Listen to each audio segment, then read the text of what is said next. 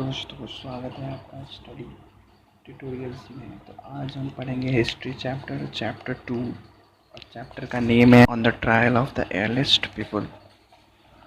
So in this chapter पहला point है कि the earliest people why were they on the move. तो इसका मतलब होता है आरंभिक मानव आखिर वे इधर उधर क्यों घूमते थे। तो हम उन लोगों के बारे में जानते हैं जो इस उपमहाद्वीप में 20 लाख साल पहले रहा करते थे। आज हम उन्हें आकेंटक खाद्य संग्राहक के नाम से जानते हैं। भोजन का इंतजाम करने की विधि के आधार पर उन्हें इस नाम से पुकारा जाता है। आमतौर पर खाने के लिए वे जंगली जानवर का शिकार करते थे, मछलियाँ और चिड़ियाँ पकड़ते थे। बूंद रूप फल फूल दाने पौधे पत्तियाँ अंडे इकट्ठा किया करते थे। हमारे उपमहाद्वीप जैसे गर्म देशों के पेड़ पौधों की अनगिनत प्रजातियाँ मिलती हैं, इसलिए पेड़ पौधों से मिलने वाली खाद्य पदार्थ भोजन के अंतर अत्यंत महत्वपूर्ण स्रोत थे। लेकिन यह सब कर पाना बिल्कुल आसान नहीं था। ऐसे कई जानवर हैं जो हमसे ज़्यादा तेज़ भाग सकते हैं और बहुत से जानवर हमसे ज़्यादा ताकतवर भी होते हैं। जानवर के शिकार चिड़िया या मछलियों पकड़ने के लिए बड़ा सतर्क, जागरूक और तेज़ होना पड़ता है। पेड़ पौधों से खाना जुटाने के लिए यह जानना ज़रूरी होता है कि कौन से पेड़ पौधे खाने योग्य होते हैं, क्योंकि कई तरह के पौधे विषैले भी होते हैं। साथ ही फलों के पकने के समय की जानकारी भी ज़रूरी होती है। ऐसे समुदायों में रहने वाले बच्चों के ज्ञान और गुणों का वर्णन करो। क्या तुम में ऐसे गुण और ज्ञान है? ये क्वेश्चन पूछा जा रहा है। आकेंटक खाद्य संग्राहक समुदाय के लोगों के एक जगह से दूसरी जगह पर घूमते रहने के पीछे कम से कम 4 कारण हो सकते हैं। पहला कारण यह है कि अगर वे एक ही जगह पर ज़्यादा दिनों तक रहते हैं तो आसपास के पौधे फलों और जानवरों को खाकर समाप्त कर देते थे, इसलिए और भोजन की तलाश में उन्हें दूसरी जगहों पर जाना पड़ता था। दूसरा कारण यह है कि जानवरों अपने शिकार के लिए या फिर हिरन और मवेशी अपना चारा ढूंढने के लिए एक जगह से दूसरी जगह जाया करते हैं, इसलिए इन जानवरों का शिकार करने वाले लोग भी इनके पीछे पीछे जाया करते होंगे। तीसरा कारण यह है कि पेड़ों और पौधों में फल फूल अलग मौसम में आते हैं, इसलिए लोग इनकी तलाश में उपयुक्त मौसम के अनुसार अन्य इलाकों में घूमते होंगे। और चौथा कारण यह है कि पानी के बिना किसी भी प्राणी या पेड़ पौधों का जीवित रहना संभव नहीं होता और पानी झीलों झरनों तथा नदियों में ही मिलता है। यद्यपि कई नदियों और झीलों का पानी कभी नहीं सूखता, कुछ झीलों और नदियों का पानी बारिश के बाद ही मिल पाता है, इसलिए ऐसी झीलों और नदियों के किनारे बसे लोगों को सूखे मौसम में पानी की तलाश में इधर उधर जाना पड़ता होगा। इसके अलावा लोग अपने नाते रिश्तेदारों या मित्रों से मिलने भी जाया करते होंगे। यहाँ यह स्मरण करना ज़रूरी है कि ये सभी लोग पैदल यात्रा किया करते थे। अब हम बढ़ते हैं दूसरे पॉइंट के लिए। दूसरे पॉइंट ये है कि how do we know about the people. आरंभिक मानव के बारे में जानकारी कैसे मिलती थी?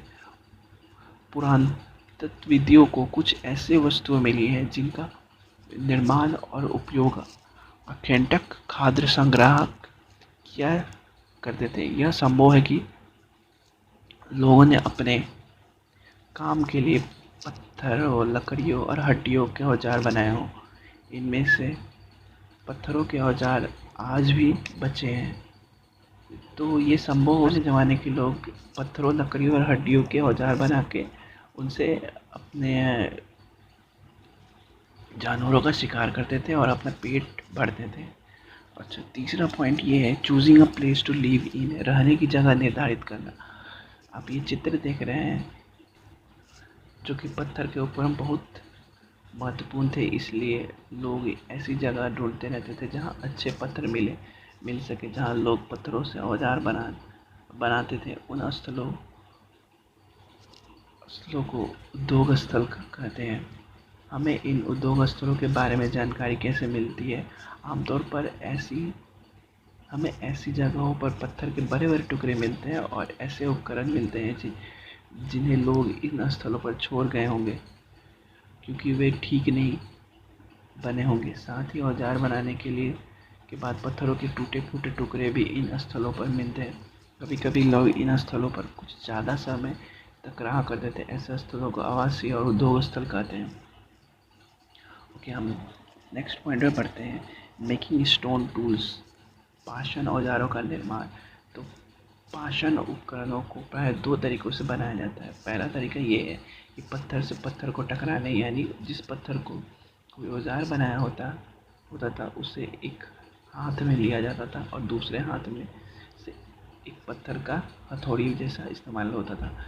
इस तरह आघात करने वाले पत्थर से दूसरे पत्थर पर जब एक शल्क निकाली जाती है तब जब तक वांछित आकार वाला उपकरण न बन जाए। दूसरा यह है कि दूसरे तरीके को दबाव शल्क तकनीक कहा जाता है। इसमें कोड को एक स्थिर सतह पर टिकाया जाता है और उस कोड पर हड्डी या पत्थर रखकर उस पर हथौड़ी नुमा पत्थर से शल्क निकाले जाते हैं जिससे वांछित उपकरण बनाए जाते हैं।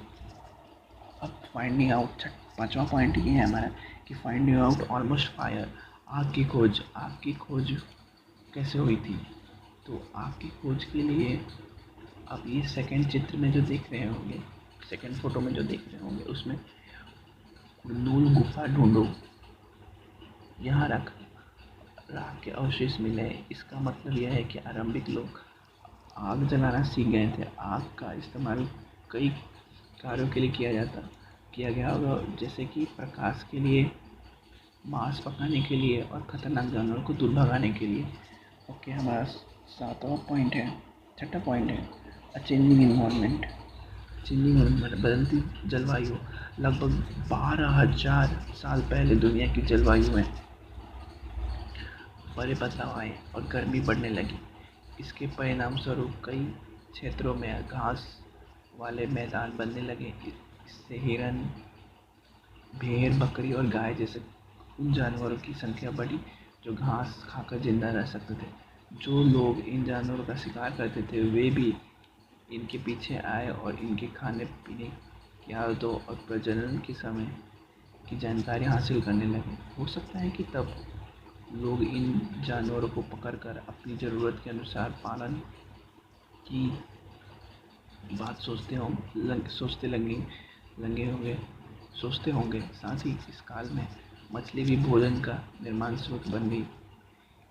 इसी दौरान उपमहाद्वीप के विभिन्न इलाकों में गेहूं, जौ और धान जैसे अनाज प्राकृतिक रूप से उगने लगे। शायद महिलाएं, पुरुष और बच्चों ने इन अनाज को भोजन के लिए बटोरना शुरू कर दिया होगा। ओके, तो हमारा सातवां पॉइंट है rock paintings and what they tell us. So शैल चित्रकला, इनसे हमें क्या पता चलता है? जिन गुफाओं में लोग रहते थे उनमें से कुछ की दीवारों पर चित्र मिले। इनमें कुछ सुंदर उदाहरण मध्य प्रदेश और दक्षिण उत्तर प्रदेश की गुफाओं से मिले चित्र हैं। इनमें जंगली जानवरों का बड़ी कुशलता से सजीव चित्र बनाया गया है। हु डिड व्हाट, कौन क्या करता था? हमने पढ़ा कि आरंभिक लोग शिकार तथा फल फूल का संग्रह किया करते थे। वे पत्थरों के औजार और गुफाओं में चित्र बनाते थे। क्या हमें कोई ऐसे साक्ष्य मिलते हैं जिनसे पता चले कि महिलाएं शिकार करती थी या पुरुष और बनाते थे, या फिर महिलाएं चित्रकारी करती थी और पुरुष फल फूल इकट्ठा करते थे? वास्तव में हमें इसका ज्ञान नहीं है, लेकिन दो बातें हो सकती हैं, महिलाएं और पुरुष दोनों ने मिलकर कई कामों को एक साथ किया होगा। यह भी संभव है कि कुछ तरह के काम केवल महिलाएं करती थी और कुछ केवल पुरुष। इसके अलावा उपमहाद्वीप के अलग अलग क्षेत्रों में अलग अलग परंपराओं भी रही होंगी। And the last point, a closer look, Hunsgi. तो हंसिंग का सूक्ष्म निरीक्षण। तो आप फोटो में देख रहे होंगे, यहाँ पर पुरान पाषाण युग के कई पुराण स्थल मिले थे। कुछ पुराण स्थल से अलग अलग कार्यों में लाए जाने वाले कई प्रकार के औजार मिले थे। यह समूह आवास और उद्योग स्थल रहे होंगे। कुछ छोटे पुराण स्थल में भी औजार के बनाए जाने की प्रमाण मिले हैं। इनमें से कुछ पुराण स्थल झरनों के निकट थे। अधिकांश औजार चूना पत्थरों से बनाए जाते थे। Okay, that's all for today. Thank you. Please subscribe this channel. Thank you for watching this video. Please subscribe कर दीजिएगा इस चैनल को। Thank you.